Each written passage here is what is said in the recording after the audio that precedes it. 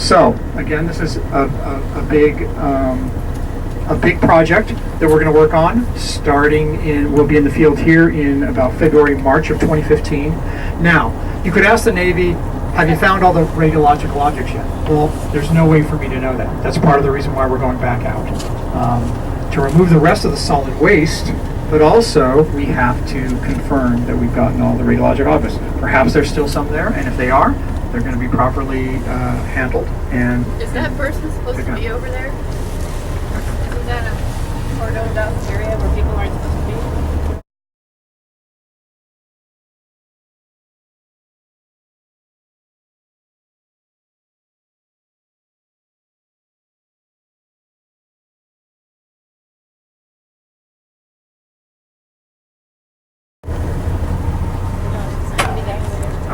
Yeah, or is that part of the open? That's perimeter. okay, all right. Asking about a pool over there. It's a fisherman. They're out there every day. Yeah. All right. So Patricia knows that. Thanks. Now this is one of the things you ask questions. This probably happens not just when we're on a bus here, right? There's people. If you see people in areas they shouldn't be, then you can always call McCoy's Patrol Service here, the number, or you can call Patricia McFadden. Couldn't hear that. Is he in an area he should not be in? Okay. Yes, he is. So okay. let's He's talk okay. a little bit about what this area is going to be. Beyond the fence. You're at the That's point, what they're saying. I believe, Bob, I don't where know the if he's okay development with was it. just about beginning. That's the inside. He's beyond the fence. Okay, so with environmental cleanup, okay, both radiological and the rest of it, right? This is the beginning of the area, around this area where there's going to be housing development, okay? So anything north, or actually east of here, right, would have been a green belt and open space, okay? So you can see the residential footprint within Site 12 here is going to be much smaller than it currently is. And there'll be other residences, of course, outside of Site 12 if you see the redevelopment map. Okay, let's move on. Is this the pandemonium site? Yeah. Could you ask him now? Was Pandemonium 1 behind these fences? No, way back behind. Where is its location? This- Where's Pandemonium 1? Yes. That was Can you point that out to Pandemonium her?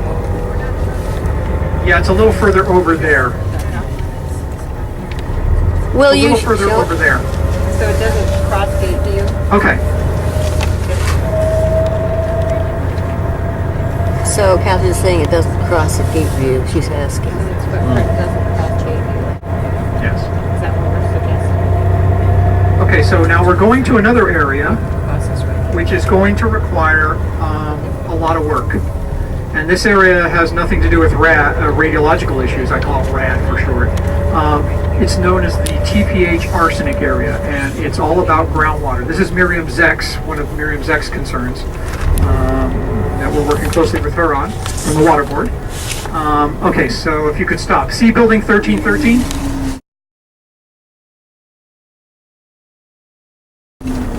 And Building 1311 here, 1311's across the street. This is the area where we're going to have to do a major dig next year, probably late next year, okay?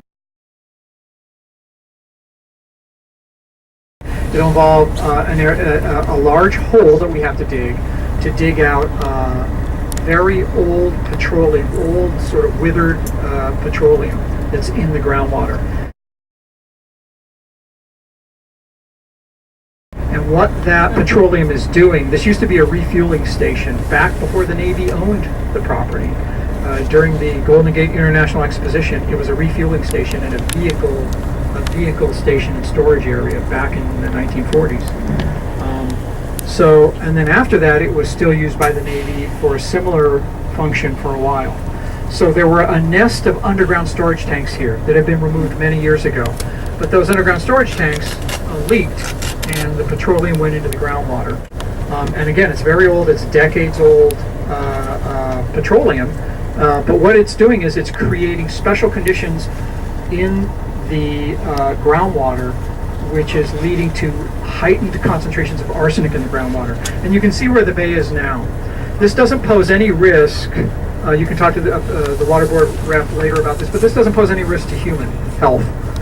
But what it does pose a risk to is the bay itself, because we don't want, none of us wants the groundwater to get to the bay, and slowly over time it does move towards the bay with elevated levels of arsenic in it.